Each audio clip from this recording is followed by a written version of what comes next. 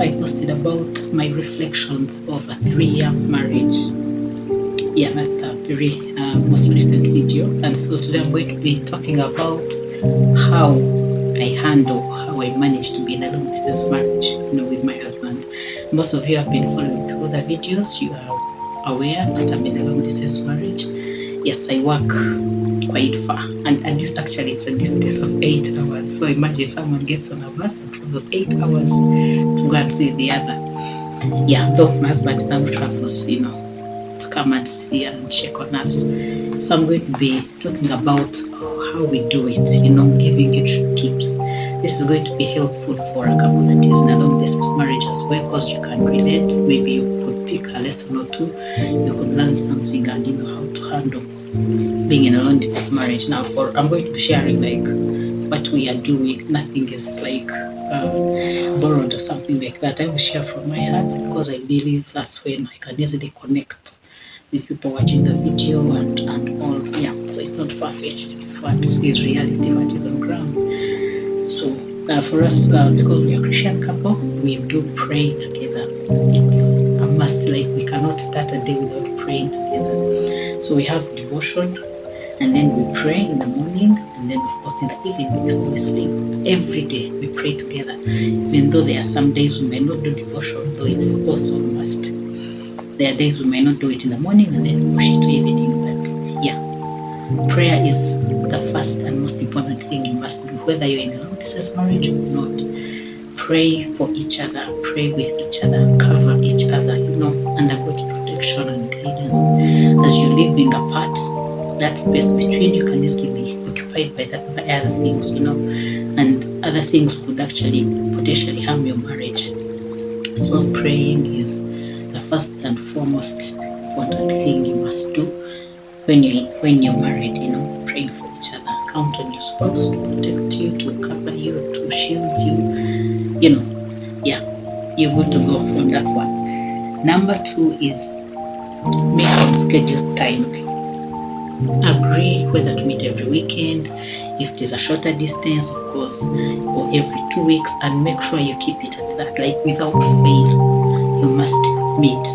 If you don't have scheduled times, one day you might wake up and realize it's been 3 months since I saw my husband or even children, because if you have children, that means they are living with one of you. So you have to meet on scheduled times, and that's the same thing we do, the same exact thing we do without fail. And most times you have to plan. Don't just, meet and then you're at home 2-3 days, you're just at home. You plan and have maybe activities or have a date or have, plans. You have a program. Don't just, of course, a program can still be like spending the whole weekend at home, just with each other, with family. Yeah, but have a program. It's good, because after a whole week, 2 weeks, or even a month or months of not being together, it's worth having that time. And make sure at least you have enough quality time together, the two of you.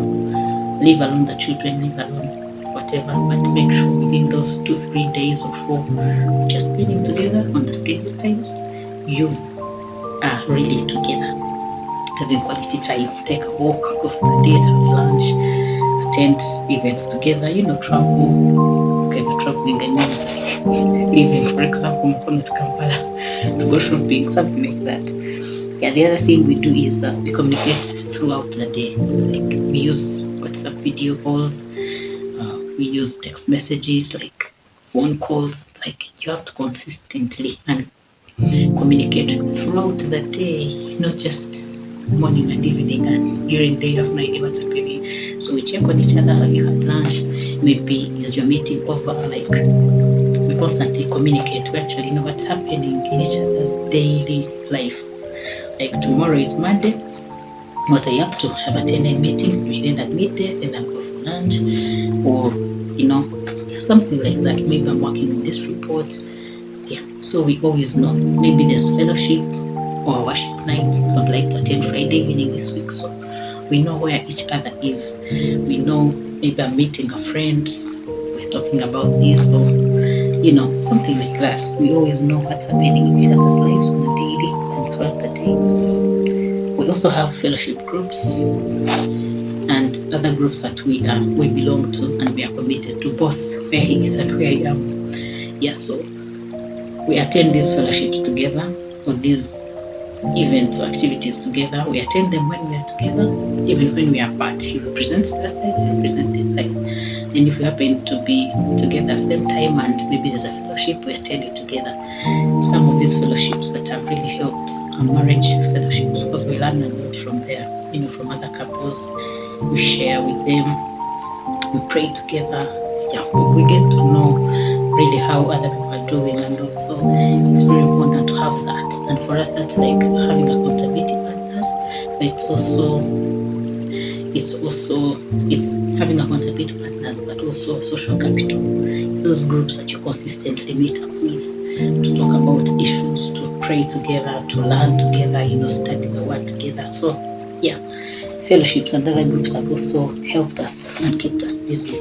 And the accountability partners, they are social capital, very, very important in a marriage.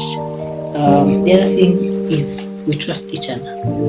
Guys, it's very hard to love someone and you do not trust them. Like, by all means, if you love someone, be able to trust them. If you cannot trust them, then your love for them could be easily doubted. So we trust each other. And how does trust come about?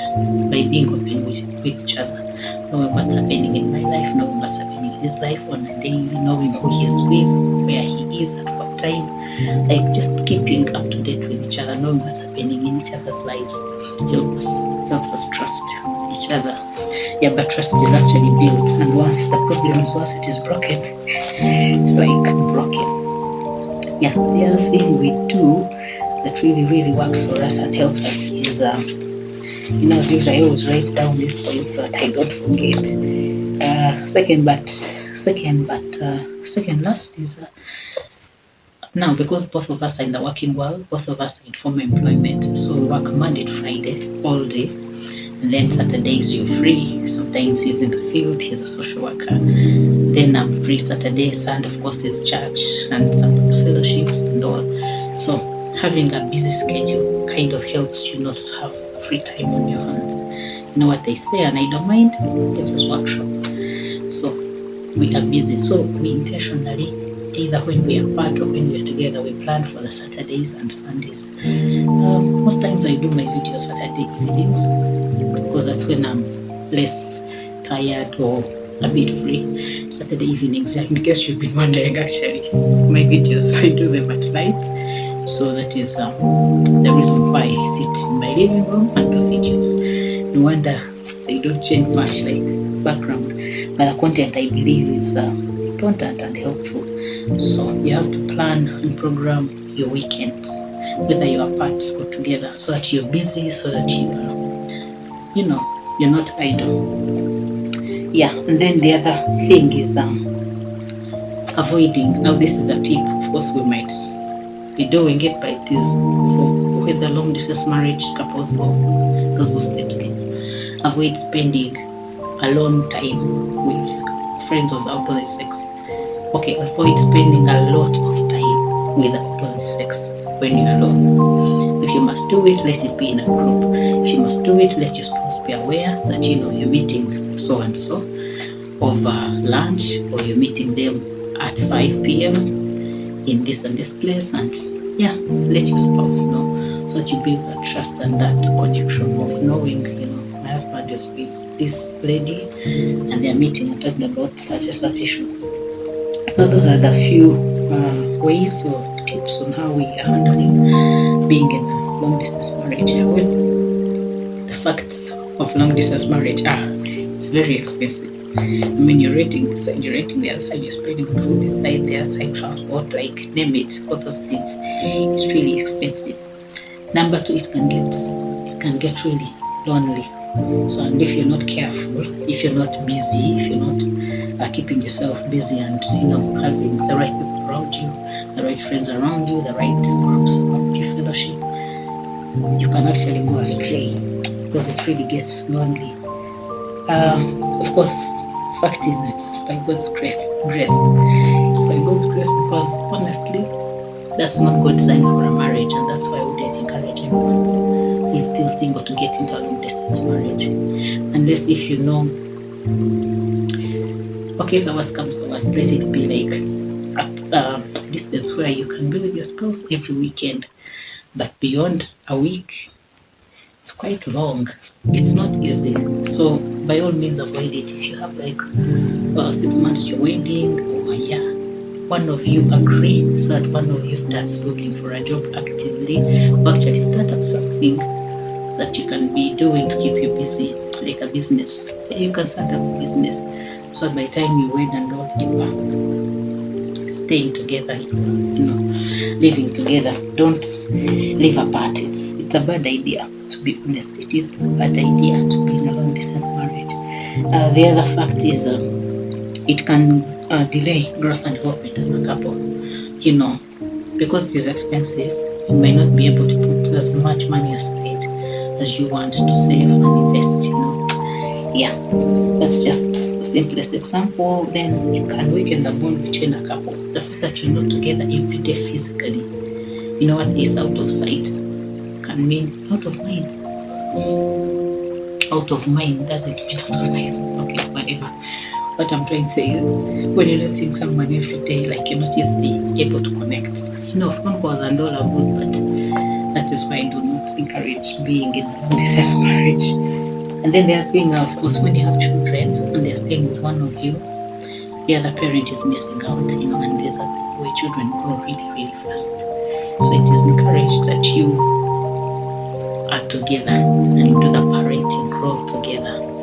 Take care of your responsibilities as parents together. The children need a father figure, the children need a mother figure. So being in a long distance marriage again affects children. They don't get to see the other parent often.